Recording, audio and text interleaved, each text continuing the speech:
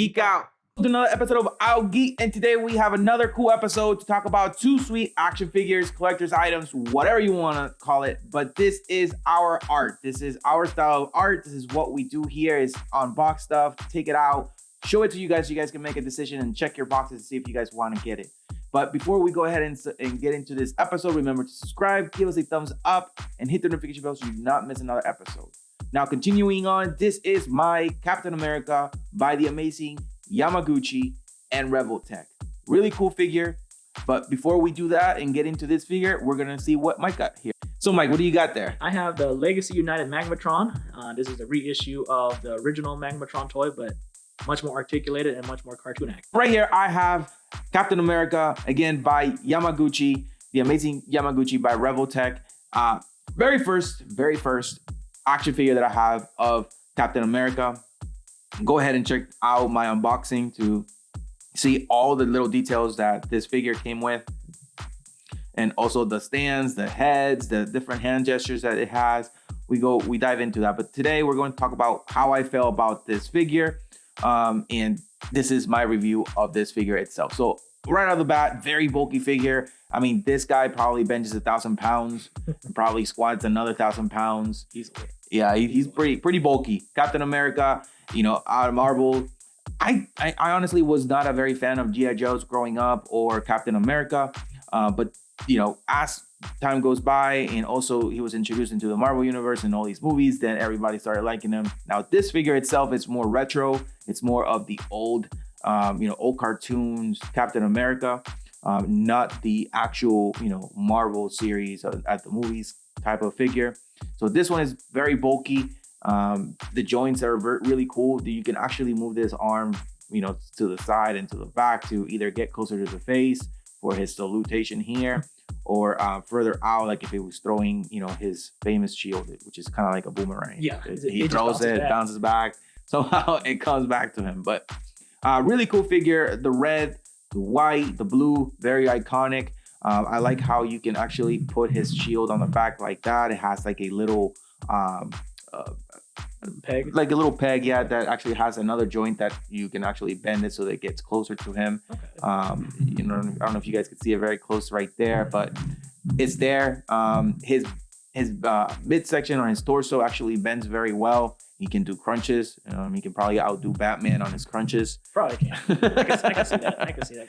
Absolutely. And then the one thing I really don't like about this figure is the art on his face.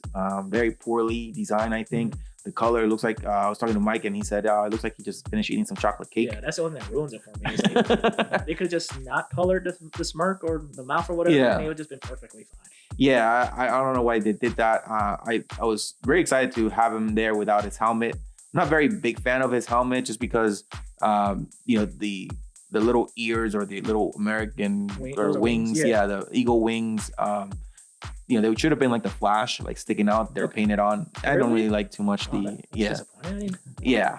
But I mean that's how he is also on the show. So I mean not on the old cartoon. The old cartoon they do stick out, but on the Marvel, yeah, exactly. Yeah, they are like that. So I wanted to display him without the face, but or without the mask.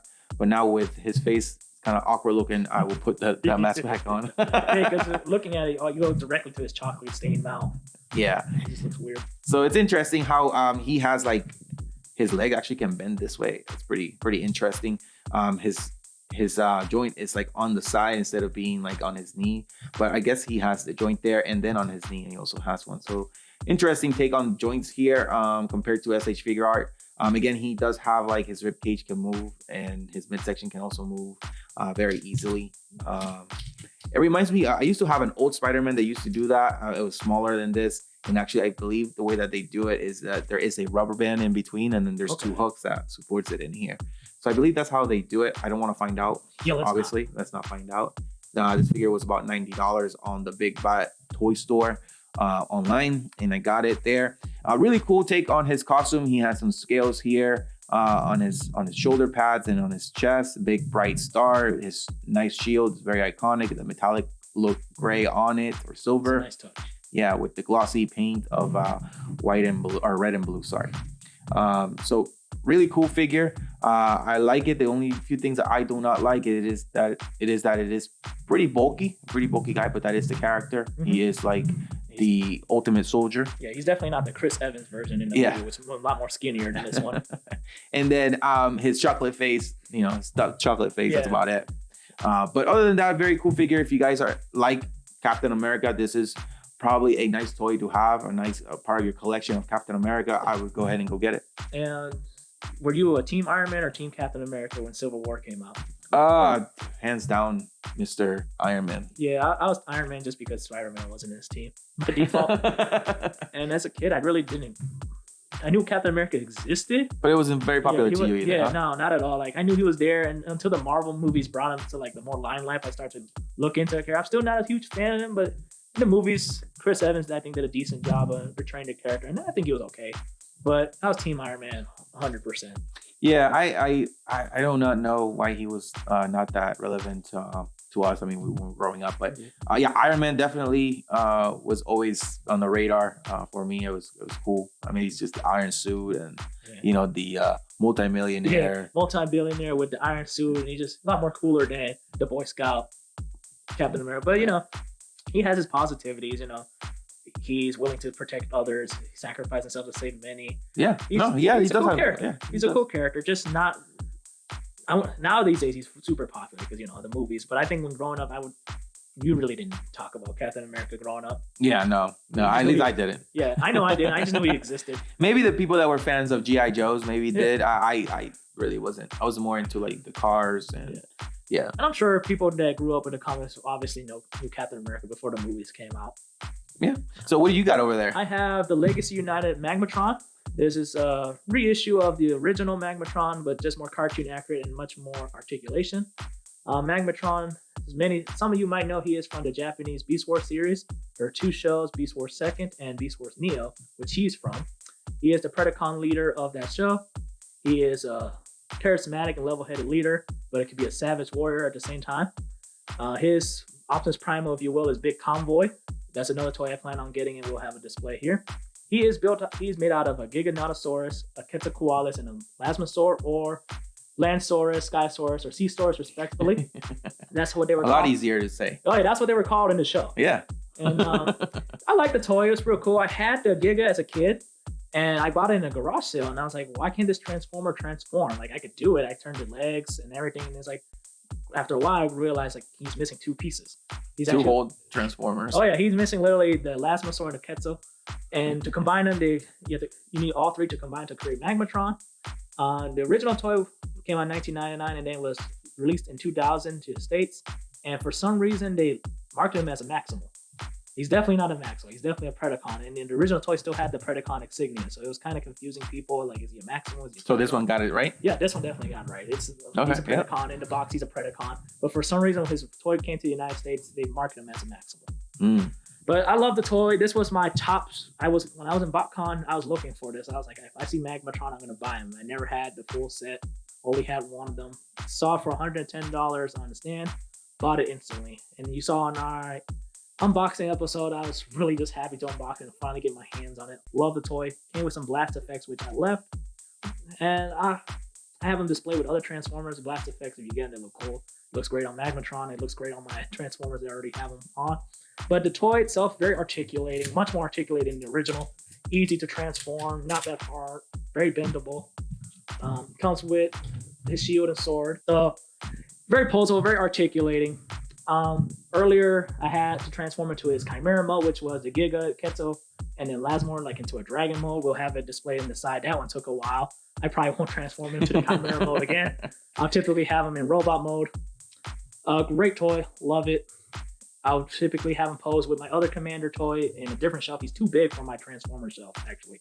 He's just high enough not to fit. Like, you have to like cut the... Yeah, I had to cut this off, and I obviously would not, because it's my first Commander toy, and he's not cheap. He's like I said. Yeah, yeah. I mean, that's pretty expensive. It's really cool. It gives me Power Ranger vibes, the Megazord all combining together and stuff. It's really cool. Do they have different voices? No, if from what I understand, because I still got to watch the Japanese Beast Wars, they're all the same character, the same guy, so they all have his voice. from my understanding, once again, I gotta watch Beast Wars Neos. If you've seen Beast Wars Neo, and if they did have different voices, let us know in the comments below. I was thinking because it would be like kind of, you know, when Goku and Vegeta fuse, yeah, you kind of hear both of their. Yeah, that would be kind of cool. Yeah. The only reason why I think is not because they're all the same person. Is like if they were like different combiner teams, they all have different personalities. Mm-hmm. And then when they combine into a bigger robot, but it's all the one guy. I wouldn't count Magmatron as a combiner team, even though there's 3 individual parts to create one robot. But I think, like I said, I haven't watched Beast Wars Neo. I actually plan on watching it. I heard it's really good. I kind of wish our Beast Wars was done animated, because in the Japanese one, Beast Wars 2nd, Beast Wars Neo is hand drawn. It's not like the CG that we do. Okay, gotcha. So it looks, it's old school. Oh yeah, and I kind of wish Beast Wars get a reissue, like a reboot or something like that in that style, because it does look nice. Seen clips, and I kind of want to see Magmatron in action. But it's probably not dubbed, and you don't like dub. It's not dubbed, but or you like dub, you don't like sub. So it's not dubbed, but I'll give it a watch because I love Beast Wars. It's my favorite iteration of Transformers. It got me into Transformers. So I kind of want to see how the Japanese took their version of the Beast Wars sequels, the real sequels. I don't count Beast Machines. I don't even know what Beast Machines is. I don't even know why I said that. But Japan, I guess Japan didn't care much for it because they made their own sequels. They made Beast Wars 2nd and Beast Wars Neo. That takes thousands and thousands of years afterwards. And I know the continuity, they could fit the Beast Wars Neos before Beast Machines, but like I said, I don't know what Beast Machines is. Yeah, I don't know either. I don't know why I keep saying that. Yeah. But excellent toy. You'd be fined $10 every single time you say exactly. Beast Machine. We balance it out because you just said it. I highly recommend it. For the price for a Commander class toy, it sounds kind of steep, but articulation on all 3 dinosaurs are great. I kind of really like the Elasmosaur with the neck. Right now, I have it in robot mode, but we'll display the dinosaur modes on the side. And the Elasmosaur is probably my favorite with the neck articulation. The Giga looks gorgeous when you transform it. And the Quetzal, easiest transformation ever. So take the head off, flip it, and there it is. Really nice colors. I love the purple, green, and red and gold. Just really nice. I do like the nice saber and the shield. The reason why we have these 2 together is because they have champion shields, right? Yeah, we have the big shield over there. That's what's the dinosaur's name again? The Elasmosaur. Or the Seasaurus. Seasaurus, Elasmosaurs, whichever's easier. And then we got Captain America with his nice, I forgot the metal. I want to say titanium, but it's not titanium. It's vibranium. That's it. That's it. The vibranium shield. So really cool figures with shields. Very well known with the big shields and how important they are for them. And this is why we got these 2 together here. And so if Captain America got a chance to fight Magmatron, how do you think that fight would go? Oh man, that would be very devastating for Captain America. You have no faith in Captain America? Yeah, I'll agree with you there. I mean, he maybe if he had Thor's hammer, maybe.